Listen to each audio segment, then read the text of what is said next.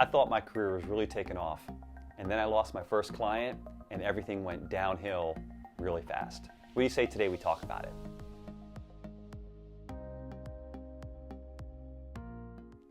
Hey everybody, EJ here. I'm taking a break and figured today I would talk about what it felt like when I was first starting and losing my first client. I'll be the first to admit, I came to mixing and mastering and recording with zero experience. I was in a band.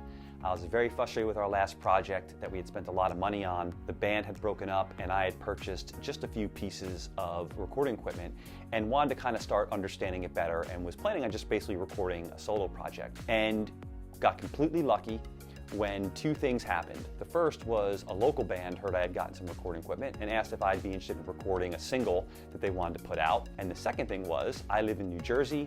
At that time, it was the fall, October, and AES was happening in New York. And I went there and by sheer luck bumped into somebody who was also from the area, who was a producer and was looking for a mastering engineer and wanted to be able to run some of his mixes through an analog chain. Knew nothing about mastering for this producer, knew nothing about recording for this band, but accepted both gigs. Let's do it. And by sheer luck, which was both of them was just, I just twisted things till things sounded good to my ear, both walked away extremely happy. And I had people coming up and asking me if I was a person that recorded and mixed the song by this band.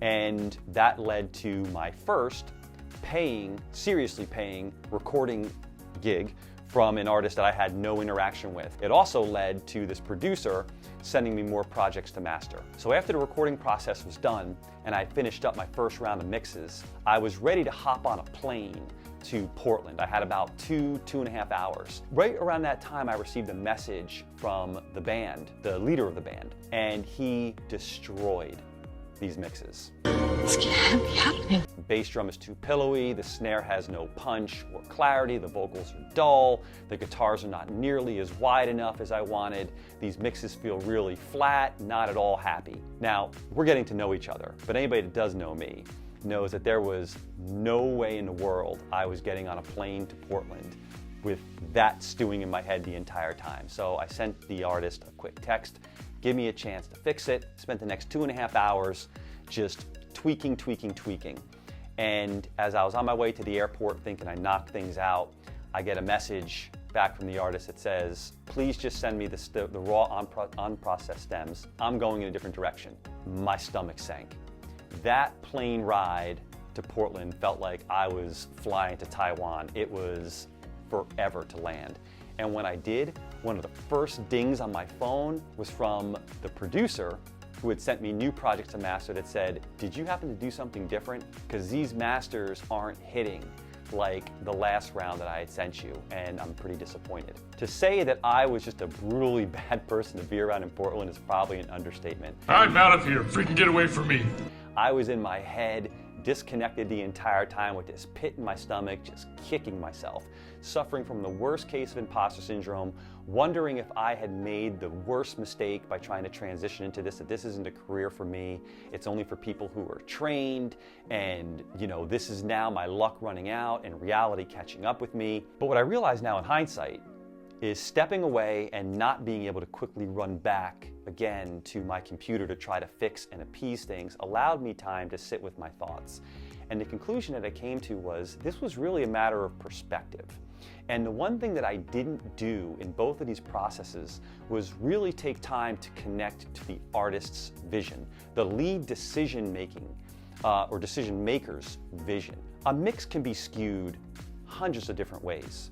And it's really tough to say a mix is bad. I mean, most of the time we have to do something pretty egregious. However, really making sure that we take time to connect with the artist, to really understand what they are looking for, what they are listening for, is such an valuable use of our time.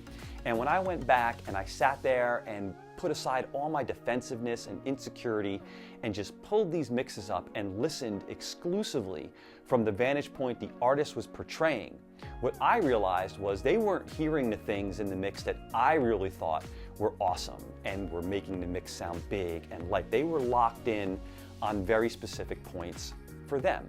So going through this, the advice that I would have to offer everybody is you can turn it around. if you lose a client, if you get some bad feedback, or just like 30 pages, what feels like the Dead Sea Scrolls worth of notes. And the hits just keep on coming. From an artist that you say to yourself, wow, I want to just quickly reply back with, hey man, did you like anything about this mix? Take a moment and step out of your own shoes and recognize the fact that these notes, or losing a client, if you do lose one early, has the opportunity to be a very, very important learning experience for us, to step out of our own perspective and actually begin to realize that 30 people listening to a mix are going to come with 30 different perspectives. And that we, when we first do our mix, have to do everything we can to make sure that we understand fully the artist's vision and that we know what we are bringing to that mix. And then from there,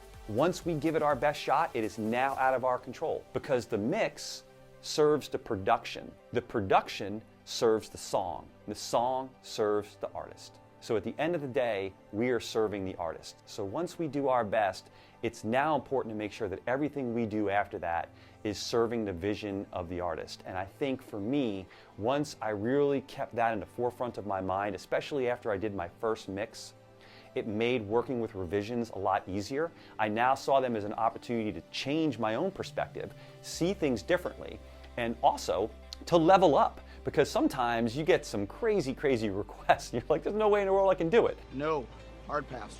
But actually, if you put that thought aside and try to find solutions, I think you'll be shocked. Believe in yourself, connect to the artist. That's today's message. And well, you know, and if you don't have to take the hard road like I did, more power to you. But if you do, just remember, there's always time to recover if you're really committed to this craft. All right, see you next time.